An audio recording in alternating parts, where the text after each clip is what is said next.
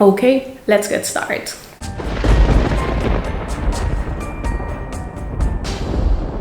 Hey horror freaks, welcome back to my channel. My name is Amanda. If this is the first time here, don't forget to subscribe and hit the bell icon so you can get a notification every single time that I post a video, and I post every single Friday. As you can see in the title on today's video, I'm going to be giving you my full review with spoilers of Fear Street Part 2 1978 that just came out a few hours ago. I woke up at 5 a.m. to watch it, so I didn't want to see any spoilers or anything, so I had made the sacrifice and it was worth it. Now, as always, all my reviews are with spoilers. If you want the spoiler-free version, on the description box down below, you will find a link to my blog where all my reviews are spoiler-free, so you have the options. I like to do that. So, further ado, let's get into the video. Now, a little disclaimer, before you watch this, make sure that you have at least already watched Fear Street Part 1. I know some people that like to watch maybe it's part 2, part 3, so that they can get the spoilers to see if it's worth it or not. Well, go at your own risk. I already did a Fear Street Part 1 1994 review with spoilers and without spoilers. I'm going to be leaving it right here and on the description box down below too. Now, basically, Fear Street Part 2, it starts right where the first one ended. We could say that the first 5 minutes of it are dead. And it quickly goes to the 1978 event, that is the killing on the Nightwing camp. Now, the survivor that we later know that her name is actually Siggy, and she's portrayed the younger version by Sadie Sink, who you have probably seen before on Stranger Things as Max. Now, basically, she's the female lead on this one, at least for the most part. The whole story focus mostly on her. Obviously, she's the survivor, and she basically starts saying how she survived. Well, she died and then survived, and her sister died. Now, the movie itself, it's not predictable, but it's pretty easy to connect the dots. And also, if you remember the details from Fear Street Part 1, you will see that this one, you know what's going to happen, but that doesn't make it less enjoyable. I really like it. For me, it was pretty enjoyable, was fun.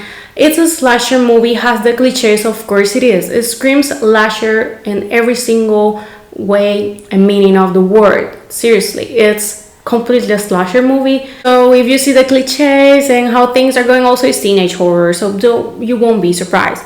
Now, Siggy is having a hard time on the camp because she has some mean girls that her name is Shayla, which is absolutely annoying. I wanted to punch her in the face more than once.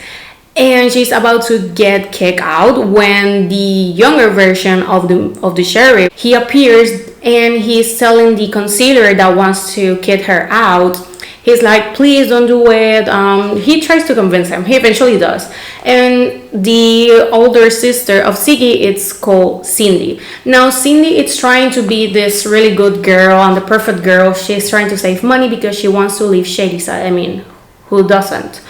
And the camp actually has from Shadyside and kids from Sunnyvale. So you can see that the rivalry is there. They don't like each other. Now, Cindy has a boyfriend that his name is Tommy. And when Siggy went to the nurse because the mean girl, she kind of burned her arm a little bit. The nurse is actually Mary Lane. She is the mother of Ruby Lane, that, if you remember, is the girl that had the eye thing that was one of the killers. Well, she is the mother of it, and ever since what happened to her daughter, she has been investigating and trying to stop the curse of Sarah, that is the witch. And she has this diary that has a lot of information and a map, and she eventually says that Tommy, that it's Cindy's boyfriend, he's going to die because she saw his name carved on a stone, which you could remember that Sam's name was also carved on the stone by the witch. They don't explain why, specifically why Tommy is now a target by the witch, but he gets possessed.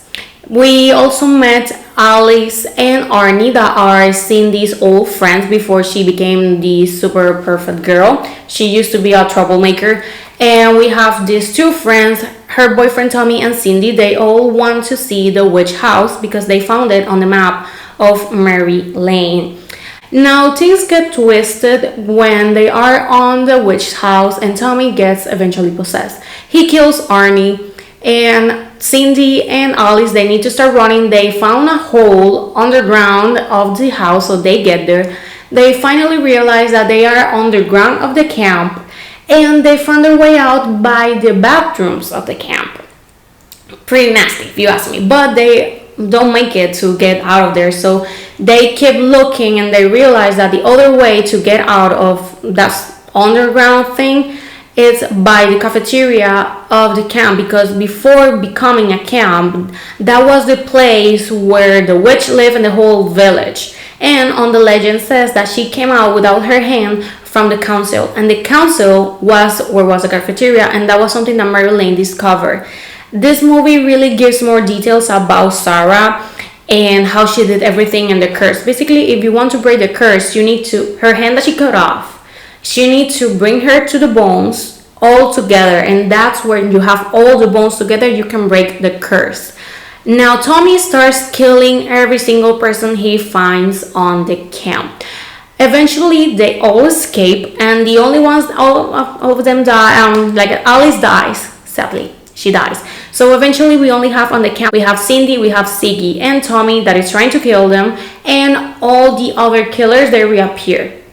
Eventually they realize that the main target now is Siggy, because she had nosebleed, because they explained that you nosebleed because you're like close to the witch, we could say.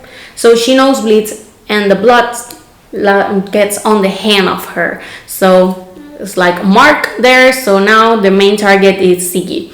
So we have all the killers, they are trying to find the rest of the body of her, but what they found instead, it was a rock that says that the witch lived forever, because it was the tree where she was hanged. Now all the killers get, Cindy sacrificed herself for Siggy, she gets killed by Tommy, but Siggy gets stabbed multiple times by other killer and she dies.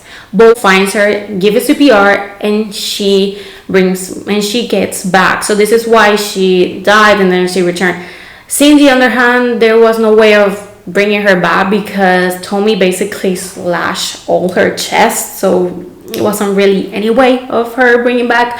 So the whole story goes around, and by the end, Dina tells Siggy that they found what she couldn't, and are the body, the full body. They only need the hand. The hand, they stayed under the tree, so it's underground now. So the tree, thankfully, it's on the mall, because the mall is where everything used to be.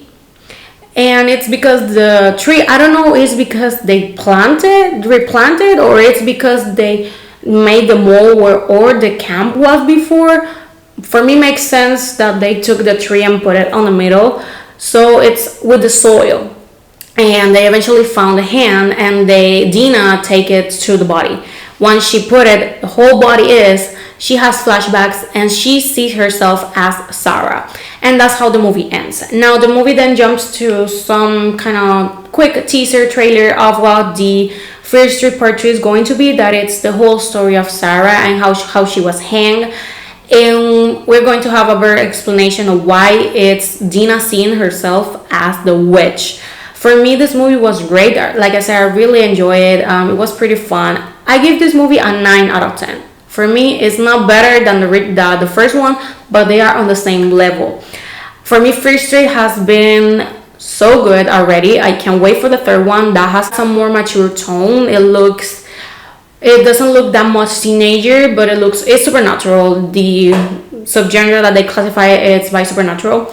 So obviously you can kind of know what you can be expecting on it. And basically that's all I have to say. I really like it. I can't wait for the third one. I read the first one, so I am really enjoying this. And this is all for today's video. Thank you so much for watching. Let me know in the comments if you have already watched it. If you haven't, what do you think of it? Are you excited just as me? Because like I tell you, I am really excited. This is the type of movies that I am hella sure going to be watching. And I will see you guys on the next video. Bye.